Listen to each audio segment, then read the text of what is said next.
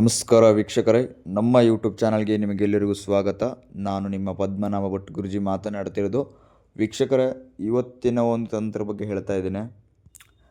ಹಣಕಾಸಿನ ಸಮಸ್ಯೆ ತುಂಬ ಆಗ್ತಾಯಿದೆ ಗುರುಗಳೇ. 1 ರೂಪಾಯಿ ದುಡಿದ್ರೂ 1 ರೂಪಾಯಿ ಕೈಯಲ್ಲಿ ನಿಲ್ತಾ ಇಲ್ಲ. 10 ರೂಪಾಯಿ ದುಡಿದ್ರೂ 5 ರೂಪಾಯಿ ಖರ್ಚಾಗ್ತಿದೆ. ತುಂಬ ಹಣಕಾಸಿನ ತೊಂದರೆ ಆಗ್ತಾಯಿದೆ, ಕೈಯಲ್ಲಿ ಹಣನೇ ನಿಲ್ತಾ ಇಲ್ಲ ಅಂತ ಹೇಳೋರಿಗೆ ಈ ಒಂದು ತಂತ್ರ ಹೇಳ್ತೇನೆ ನಾನು. ಏನಿಲ್ಲ, ನಿಮ್ಮ ಕೈಯಿಂದ ನೀವು ಏನು ದುಡ್ದಿರ್ತಾರಲ್ಲ, ಆ ಒಂದು ದುಡ್ಡನ್ನು ಅಥವಾ ನಿಮ್ಮ ಹತ್ರ ಕಾಯಿನ್ ಆಗಿರ್ಬೋದು ಅಥವಾ ಒಂದು ನೋಟ್ ಆಗಿರ್ಬೋದು ವೀಕ್ಷಕರೇ, ಅದರ ಮೇಲೆ ನೀವು ಒಂದು ಮಂತ್ರವನ್ನು ಹೇಳ್ತೇನೆ. ಆ ಮಂತ್ರವನ್ನು ಬರಿಬೇಕಾಗ್ತದೆ. ಏನಿಲ್ಲ, ಬರೆದಿದ್ದೀನಿ ನೋಡಿ ನಾನು ಮೇಲ್ಗಡೆ, ಲಕ್ಷ್ಮೀ ವಶಂ ಅಂತ.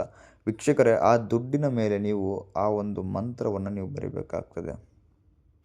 ಆ ಮಂತ್ರವನ್ನು ಬರಿಬೇಕಾಗ್ತದೆ. ಅದು ಯಾವ ಥರ ಬರಿಬೇಕು, ಯಾವ ಥರ ಮಾಡಬೇಕಂತ ನಾನು ಹೇಳ್ತೇನೆ. ಇನ್ನೂ ನಮ್ಮ ಚಾನಲ್ಗೆ ಸಬ್ಸ್ಕ್ರೈಬ್ ಆಗಿಲ್ಲ ಅಂದರೆ ಈ ಕೂಡಲೇ ಸಬ್ಸ್ಕ್ರೈಬ್ ಮಾಡಿಕೊಳ್ಳಿ. ಹಾಗೆ ಲೈಕ್ ಮಾಡಿ, ಶೇರ್ ಮಾಡಿ, ನಿಮ್ಮ ಅನಿಸಿಕೆಗಳೆಲ್ಲ ಕಮೆಂಟ್ನ ತಿಳಿಸಿ.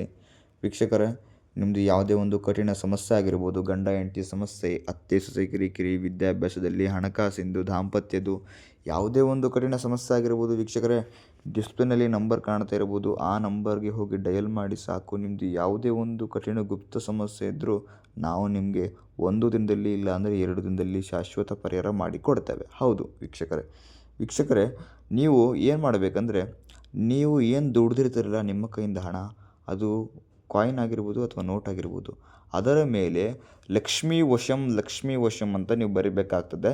ಇದನ್ನು ನೀವು ಒಂದು ಮಂತ್ರವನ್ನು ವೀಕ್ಷಕರೇ 12 ಇಲ್ಲ ಅಂದರೆ 15 ಬಾರಿ ಒಂದು ಮಂತ್ರವನ್ನು ಪಠನೆ ಮಾಡಿಬಿಟ್ಟು 15 ದಿನ ನಿಮ್ಮ ದೇವ್ರ ಮನೆಯಲ್ಲಿ ಇಡಬೇಕಾಗ್ತದೆ. ಅರ್ಥ ಆಯ್ತಾ? ನಿಮ್ಮ ದೇವ್ರ ಮನೆಯಲ್ಲಿ ಇಟ್ಬಿಟ್ಟು ಪೂಜೆಯನ್ನು ಮಾಡಬೇಕಾಗ್ತದೆ. ಆದರೂ ಕೂಡ ಈ ಥರ ಮಾಡಿ ಸಾಕು. ನೀವು ನೋಡಿ, 15 ದಿನ ಆದಮೇಲೆ ನಿಮಗೆ ಗೊತ್ತಾಗುತ್ತೆ. ನಮಸ್ಕಾರ, ಧನ್ಯವಾದಗಳು ವೀಕ್ಷಕರೇ.